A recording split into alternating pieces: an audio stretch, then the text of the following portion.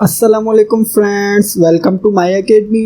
तो फ्रेंड्स, आज हम पाइथन के कंप्लीट कोर्स में ऑब्जेक्ट ओरिएंटेड प्रोग्रामिंग की जर्नी के अंदर एक और वीडियो के साथ आपकी खिदमत में हाजिर हुए हैं। तो फ्रेंड्स, ये है हमारी पाइथन में ऑब्जेक्ट ओरिएंटेड प्रोग्रामिंग की वीडियो नंबर 6। आज की वीडियो में हम देखेंगे स्टैटिक मेथड क्या होते हैं। तो फ्रेंड्स, आइए आज की वीडियो स्टार्ट करते हैं।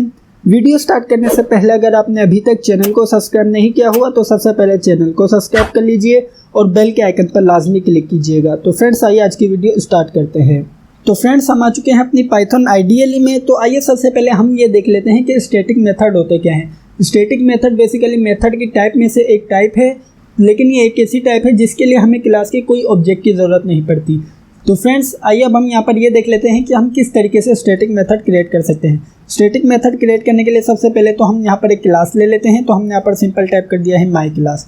तो फ्रेंड्स, आइए अब हम ये देख लेते हैं कि हम किस तरीके से स्टैटिक मेथड क्रिएट कर सकते हैं। स्टैटिक मेथड क्रिएट करने से पहले हमें यहाँ पर स्टैटिक मेथड का डेकोरेटर लेना पड़ेगा। तो हमने यहाँ पर सिंपल टाइप कर दिया है स्टैटिक मेथड। तो इस तरीके से हमने यहाँ पर स्टैटिक मेथड का डेकोरेटर ले लिया है। और आइए अब हम स्टैटिक मेथड क्रिएट कर लेते हैं। तो हमने यहाँ पर सिंपल डेफ टाइप किया है। डेफ टाइप करने के बाद दिस टाइप किया है। तो फ्रेंड्स, आपने यहाँ पर एक बात नोट की कि हमने यहाँ पर अपने इस स्टैटिक मेथड के पैरामीटर में कोई भी वैल्यू पास नहीं किया, कोई भी वेरिएबल पास नहीं किया। तो फ्रेंड्स, जब हमने अपनी प्रीवियस वीडियो के अंदर क्लास मेथड देखा था, तो क्लास मेथड के केस में हम क्या करते थे, क्लास मेथड के केस में हम यहाँ पर CLS पास करते थे। जो CLS होता था वो बेसिकली क्लास को रेफर करता था। इसी तरीके से हम स्ट्रेस मेथड के केस में यहाँ पर सेल्फ टाइप करते थे। सेल्फ क्या करता था, किसी भी ऑब्जेक्ट को रेफर करता था। लेकिन यहाँ पर हमारे पास स्टैटिक मेथड के केस में ऐसा कुछ नहीं है।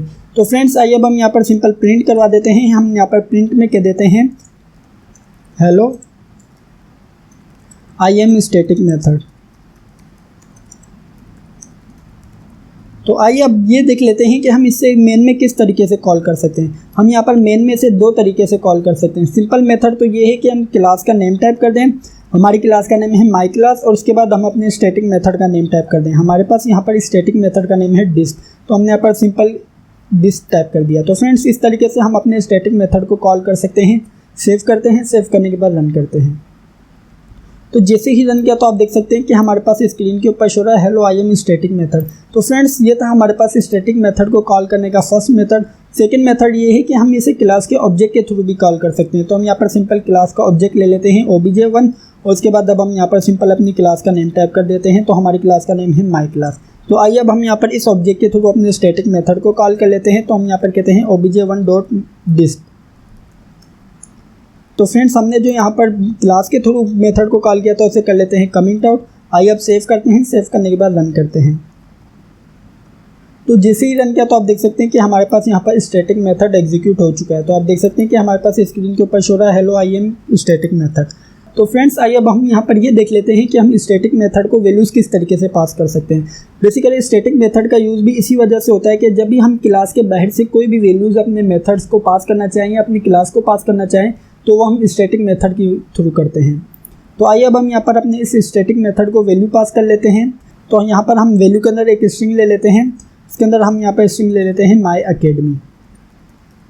तो जब हमने यहाँ पर अपने इस स्टैटिक मेथड को वैल्यू पास किए तो हमारे पास यहाँ पर मेथड के पैरामीटर में एक ऐसा वेरिएबल होना चाहिए जो कि इस वैल्यू को स्टोर करे। तो हमने यहाँ पर सिंपल एक वेरिएबल ले लिया है ए।